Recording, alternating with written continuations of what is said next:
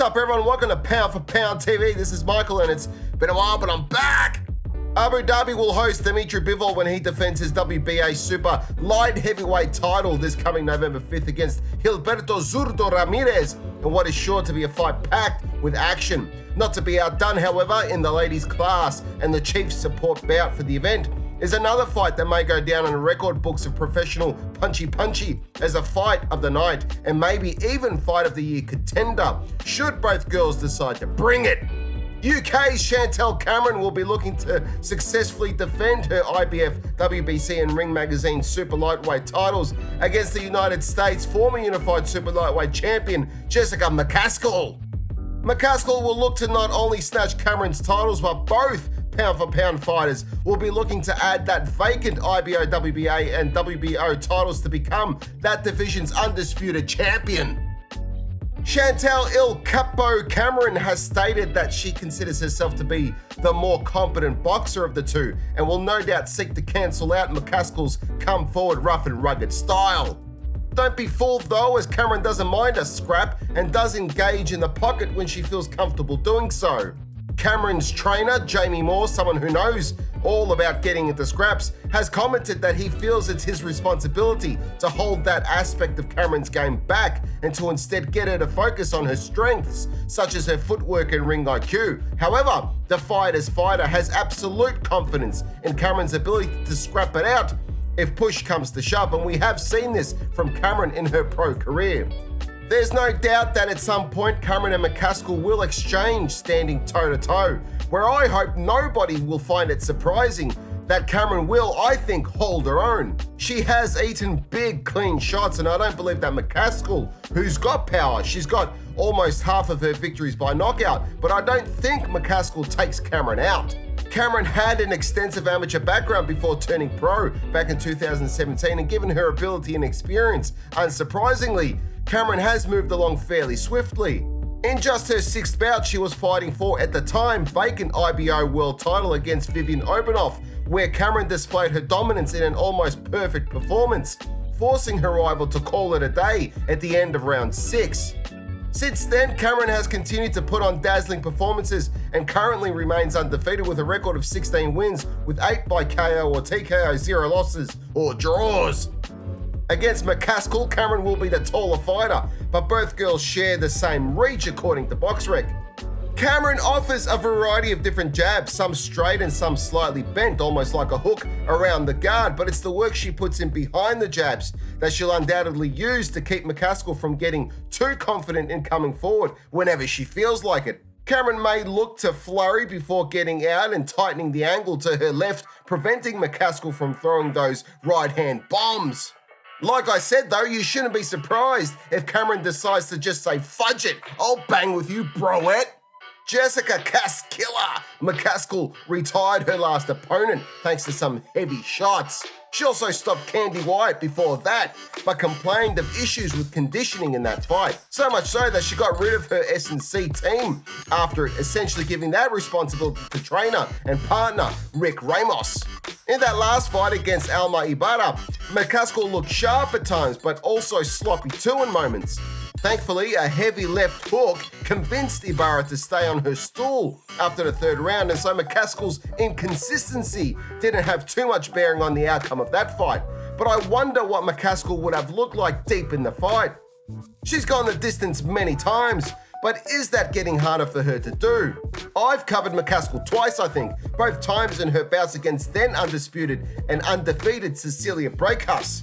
In both videos, I picked McCaskill to win because I believed that her style was all wrong for Cecilia, who, if put under constant and relentless pressure, would struggle, and that's what happened. That was only a couple of years ago, and now McCaskill is almost the same age as Brækhus was when they met last. McCaskill has been active, fighting twice in 2021, and this bout against Cameron will be her second for 2022.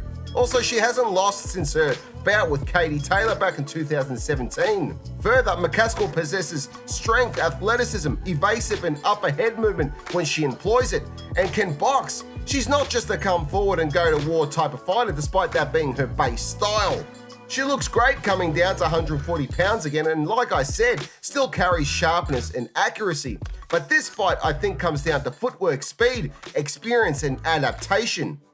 It's all about how Cameron deals with being put under relentless pressure, and if she can use that footwork and speed to counter McCaskill's offensiveness. Can Cameron take McCaskill deep to see if McCaskill has anything left in the tank? This, combined with a little phone booth brawling, which I believe the two will certainly engage in, is what makes this fight tantalizing. Can McCaskill show Cameron that she's not one-dimensional? And can Cameron make in-fight adjustments should Jessica throw something unexpected at her? We'll find out soon enough. If I'm wrong, I'm happy to let Michael J. Fox give me a back, sack, and crack, but I'm going to give the slight edge to McCaskill because I think her pressure will eventually overwhelm Cameron. In terms of pro experience, which is also a factor in the outcome, McCaskill's level of opposition, fighters like Breakus, Taylor, which was also an early fight in McCaskill's career, and for a WBA lightweight title, I think it's just her 7th fight. But also fighters like Erica Farias, all these fights have helped to shape her into becoming the formidable fighter that she is. And I think she'll still be formidable enough to get the job done against Cameron. Before we hear from the experts, a reminder to please jab that like, share, subscribe, and notification bell. Check out our Patreon page to become a Patreon family member where you'll receive some cool perks. Are you looking for some new threads? We've got t-shirts, hoodies, and more. So head on over to our Michael Akobi Pound for Pound TV stores. They can be found on Redbubble and Spreadshop, so make sure to check them out. I've said for some time that life is a fight outside the ring, and like so many, I too have battled with anxiety, depression, substance abuse, and so many obstacles in life. These were dark times, but I turned it around, and my experiences might help you to do the same if you are or have dealt with similar hardships. It's all documented in my book, How to Get Out of Life Traps, and it's available on Amazon, so just follow the link below.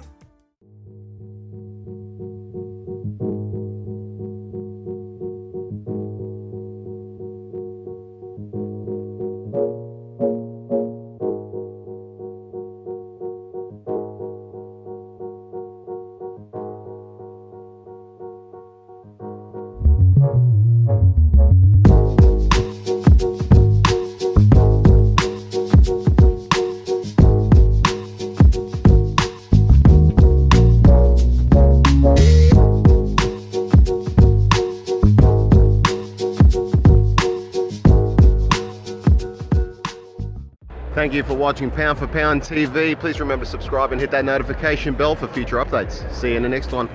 Looking for somewhere to store your crypto? I'm not a financial advisor, but it's pretty obvious that cryptocurrency is growing in popularity and utility. And many folks think that they've missed the boat on cryptocurrencies like Bitcoin or Ethereum, but they couldn't be further from the truth. And if you're invested or looking to invest, CoinSpot has you covered. This is not a paid sponsor, but CoinSpot is what I use to buy or sell crypto, and it's where I keep my investments safe. Click the link below and check out the up-to-date and user-friendly charts and overall platform that is blockchain certified and trusted by millions of users. Follow the link provided and enter the code to receive $10 worth of Bitcoin just for simply signing up.